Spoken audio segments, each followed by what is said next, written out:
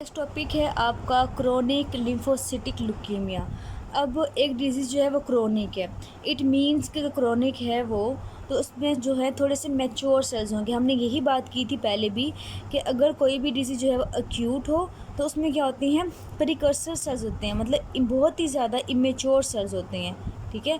और अगर वो क्रोनिक हो, थोड़ी सी एडवांस कर जाए, अगर लेट प्रेजेंटेशन हो, इसका मतलब ये है कि पेशेंट ने सर्वाइव किया है। सर्वाइव इसलिए किया है कि उसमें थोड़े से ज़्यादा जो है ना, मतलब एज़ कम्पेयर टू इसके थोड़े से मैच्योर है, ज़्यादा मैच्योर नहीं लेकिन थोड़े से मैच्योर है, मतलब एडवांस में है थोड़ा सा, इसकी वजह से उसने सर्वाइव किया है इतना अर्सा।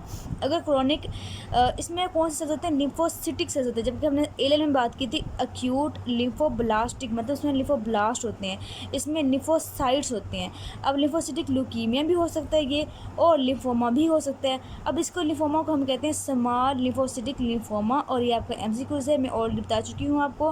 बच्चे क्या करते हैं कि इसको समझते हैं कि ये एक्यूट है, ठीक है, एल के साथ समझते हैं इसको, लेकिन याद रखना है आपने कि ये क्रोनिक के साथ है, स्मॉल लिम्फोसिटिक लिम्फोमा, कि कहीं पे ये लिम्फोमा भी बन सकता है। अब हमने बात की कि एल जो है वो मोस्ट कॉमन किस में है, चिल्ड्रन में। तो अगर हम बात करें ओवरऑल मतलब पूरी दुनिया में अगर हम बात करें मेनली वेस्टर्न में, मोस्ट कॉमन जो कैंसर है वो CLL ही है, ठीक है, ये CLL ही मोस्ट कॉमन है। लेकिन अगर आपको इस तरह MCQs दें कि most common leukaemia in adult, तब भी यही बनेगा, मोस्ट कॉमन यही है। अब इसकी प्रेजेंटेशन कब होती है, इसमें अडल्ट में, तो मैं 50 ईयर्स के ऊपर या 60 ईयर्स से अबाउट जो है इन पेशेंट में प्रेजेंट करते होते हैं। अब इसमें भी मोस्ट कॉमन जो होता है, इसमें मेनली जो होता है वो B सेल का ही होता है, ठीक है। इसमें पार्शली मेच्योर सेल्स होते हैं, मतलब मेच्योर के बिल्कुल करीब होती हैं। पार्शली मेच्योर सेल्स जो होते हैं वो कहाँ बनते हैं, लिम्फ नोड से बनते हैं। लिम्फ नोड से बनेंगे तो वहाँ पे लिम्फ एडेनोपैथी करवा देंगे और लिम्फोमा वहाँ पे बन जाएगा।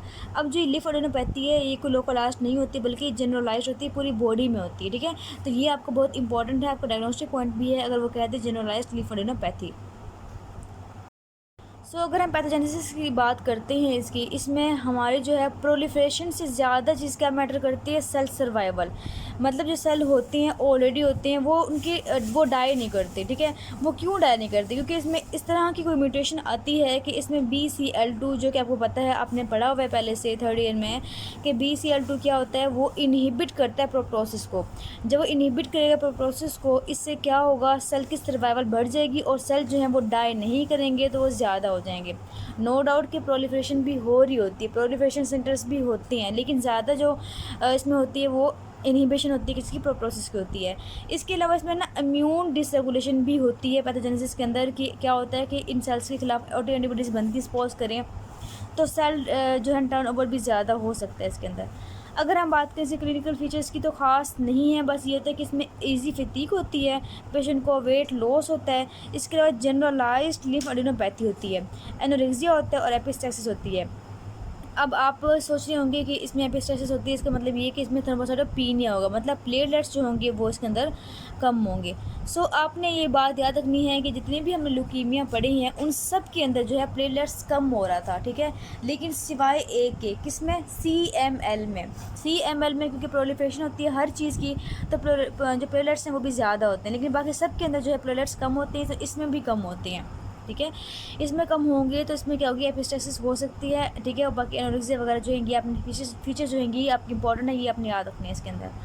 आगे हमारी कुछ आ रही है कॉम्प्लिकेशंस, ठीक है। कॉम्प्लिकेशन जो है वो आपकी UQ है, ठीक है, आपके क्वेश्चन में पूछी जाती हैं आपसे। क्या कॉम्प्लिकेशंस हो सकती हैं, जब B सेल होगा, जब वो B सेल जो है वो मतलब मैच्योर नहीं होगा इसी तरह से, इसका मतलब ये है कि वो इम्यूनोग्लोबुलिन्स नहीं बनाएगा, तो जब वो नहीं बनाएगा तो हाइपोगैमाग्लोबुलिनीमिया हो जाएगा, ठीक है।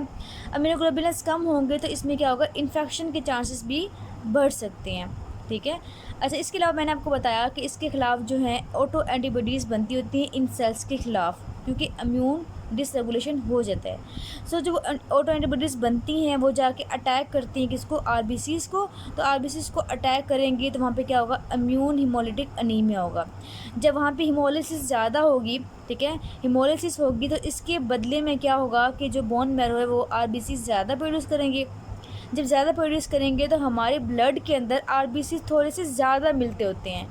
ये अपनी बात याद रखनी है, किसके अंदर, CLL के अंदर, कि RBCs जो होते हैं वो थोड़े से ज़्यादा होते हैं, जबकि और इसके अलावा थर्ड कॉम्प्लिकेशन की अगर हम बात करें तो डिफ्यूज़, मतलब ये कन्वर्ट हो सकता है कि इसके अंदर डिफ्यूज़ लार्ज बी सेल में भी जा सकता है, जो कि ज़्यादा सीवियर किस्म की होती है। सो आपने ये तीनों याद रखनी है, क्या है, हम हाइपोगैमाग्लोबिनीमिया, ठीक है, और इम्यून हिमोलिटिक एनीमिया, साथ हमने बताना है diffuse large B cell. Next हम बात करते हैं इसकी लैब टेस्ट की। लैब टेस्ट के साथ आपकी थोड़ी बहुत मॉर्फोलॉजी भी लिखी हुई है, वो आपने याद कर लेनी है कि उसमें जो है ना वो इम्यूनोप्रोलिफरेटिव सेंटर्स बन जाती हैं, ठीक है। और 2-3 पॉइंट्स और हैं, वो हमारे इसमें ही आ जाएंगे, पेरिफेरल ब्लड स्मेयर के अंदर ही। लैब टेस्ट करते हैं तो हमें ऑटो एंटीबॉडीज़ मिल सकती है, क्योंकि ये इम्यून हिमोलिटिक डिजीज़ है, ठीक है। इसके अलावा प्लेटलेट्स जो है हमें इसमें कम मिलेंगे। आरबीसीज जो है थोड़ी सी ज़्यादा मिलेंगी, क्योंकि उसमें हिमोलिसिस हो रही है, इसलिए उसके मतलब फीडबैक में जो है आरबीसी ज़्यादा मिलेंगे। अगर हम बात करें पेरिफेरल ब्लड स्मीयर की, तो उसमें हमें क्या मिलता है, हमें लिम्फोसाइटोसिस मिलती है। लिम्फोसाइट्स हमें ज़्यादा मिलते हैं और किस तरह के होते हैं, डार्क स्मॉल मेच्योर लुकिंग, बिल्कुल ऐसे जैसे मेच्योर हैं इस टाइप की होती हैं, ठीक है, बहुत ज़्यादा मिल रही होती हैं।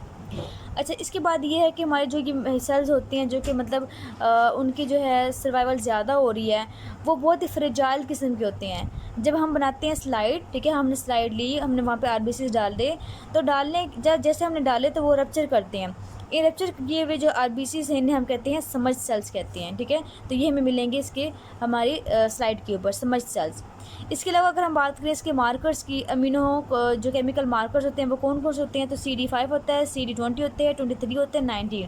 सो आपने याद रखना है 5, 19, 20, 23, ये आपसे पूछे जाते हैं पासवर्ड में, तो आपने इसको अच्छे से याद रखना है। सो अब हम देखते हैं इसका सिनेरियो। अब इसका सिनेरियो देखते हैं CLL का। 67 ईयर ओल्ड मैन। अब पता है आपको कि इसमें कौन है, अडल्ट है, ठीक है। सबसे पहले हमने अडल्ट कर लिया, तो हमने ALL तो वैसे ही निकाल दिया। Presence with generalised lymph adenopathy, ठीक है। जनरलाइज्ड लिम्फ एडिनोपैथी से मतलब ये है कोई लिम्फोसाइट का प्रॉब्लम ज़्यादा हमें इस तरफ लेके जा रहा है। वेट लॉस है, एनोरेक्सिया है, एंड एपिस्टैक्सिस है। एपिस्टैक्सिस से मतलब ये है कि प्लेटलेट्स कम है, इसका मतलब है हमारा CML भी इसमें निकल गया है। CBC reveals moderately increase number of RBCs थोड़े से इसके अंदर बढ़े हुए हैं। ब्लड अभी तक हमें इतना ज़्यादा कंफर्म नहीं हुआ इसका। Peripheral blood smear shows smudge cells. So ये हमारे यहाँ पे कंफर्म होता है कि स्मज सेल्स के अंदर आ गई हैं। इसका मतलब ये है कि हमारा कंफर्म हो गया है कि ये हमारा CLL है, जो कि अडल्ट में होता है। इसमें जनरलाइज्ड लिम्फ एडिनोपैथी होती है, वेट लॉस भी होता है, साथ CBC जो है वो थोड़ा सा बड़ा होता है इसके अंदर। अब इसमें जो है अगर हम बात करें इसकी कि डायग्नोसिस क्या बनी, CLL बनी, and what are its immunophenotype markers, तो हमने बता दिए हैं कि CD5, 20, 23, 19 जो हैं वो इसके इम्यूनोफिनोटाइप मार्कर्स होते हैं।